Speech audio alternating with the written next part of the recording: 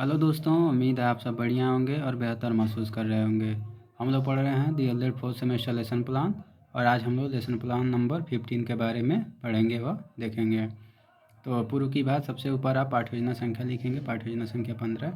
फिर आप कॉलम बनाएंगे, एक कॉलम में दिनांक, फिर कक्षा, फिर विषय, फिर कालांश, फिर अवधि लिख लेंगे। तो जिस दिनांक को आप पाठ्य योजना बना रहे हैं उसको लिख लेंगे, जिस कक्षा के लिए बना रहे हैं उसको लिख लेंगे, जिस विषय पे बना रहे हैं उसको लिख लेंगे।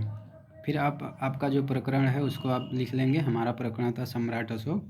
प्रकरण लिखने के बाद आप सामान्य उद्देश्य लिखेंगे, जो भी सामान्य उद्देश्य होगा आप देख सकते हैं, लिख सकते हैं। फिर विशेष उद्देश्य लिखेंगे। विशेष उद्देश्य में ज्ञानात्मक उद्देश्य, बोधात्मक उद्देश्य, प्रयोगात्मक उद्देश्य और कौशलात्मक उद्देश्य। यह 4 उद्देश्य है जो कि विशेष उद्देश्य के अंतर्गत आता है, आप इसको भी लिख सकते हैं। उसके बाद आपका हो जाएगा सहायक सामग्री, जो भी आप सहायक सामग्री इस्तेमाल कर रहे हैं उसको लिख लेंगे। उसके बाद आपका हो जाएगा पूर्व ज्ञान। पूर्व ज्ञान जो है आप लिख लेंगे। फिर आपका हो जाएगा प्रस्तावना प्रश्न। प्रस्तावना प्रश्न आप देख सकते हैं, मैंने सम्राट अशोक टॉपिक पे किस तरीके से प्रस्तावना प्रश्न निकलवाया है, आप भी इसी तरीके से प्रस्तावना प्रश्न निकलवा सकते हैं। प्रस्तावना प्रश्न निकलवाने के बाद आप उद्देश्य कथन लिखेंगे। बच्चों, आज हम लोग सम्राट अशोक के बारे में पढ़ेंगे व समझेंगे। उसके बाद अपना प्रस्तुतिकरण शुरू करेंगे। प्रस्तुतिकरण के लिए आप 3 कॉलम बनाएंगे, एक में शिक्षण बिंदु, दूसरे में छात्राध्यापक कथन, तीसरे में छात्रा छात्रा कथन। तो शिक्षण बिंदु आपका सम्राट अशोक था तो सम्राट अशोक लिख लेंगे।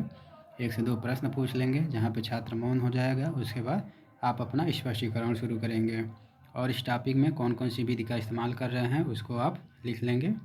स्पष्टीकरण जब आप देंगे छात्र छात्रा ध्यानपूर्वक सुनेंगे। इस तरीके से आपका अपना स्पष्टीकरण तैयार हो जाएगा।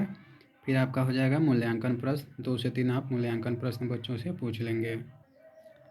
उसके बाद आप अपना श्यामपट्ट कार्य करेंगे। श्यामपट्ट कार्य के लिए मैंने पहले बताया था कि आप श्यामपट्ट चार्ट ऐसे काट के चिपका लेंगे, फिर सिल्वर कलर के पेन से आप इसको लिख लेंगे।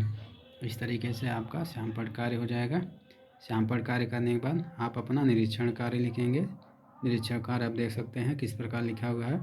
निरीक्षण कार्य के बाद आप अपना गृह कार्य बच्चों को पाठ्य योजना पढ़ाने के बाद दे सकते हैं। इस तरीके से आपका पाठ्य योजना नंबर 15 बनकर तैयार हो जाएगा। उम्मीद करते हैं आपको पाठ्य योजना अच्छी लगी होगी। अच्छी लगी होगी तो अपने दोस्तों तक भी शेयर कर दीजिएगा और प्लीज़ पाठ्य योजना को लाइक कर दीजिएगा। धन्यवाद।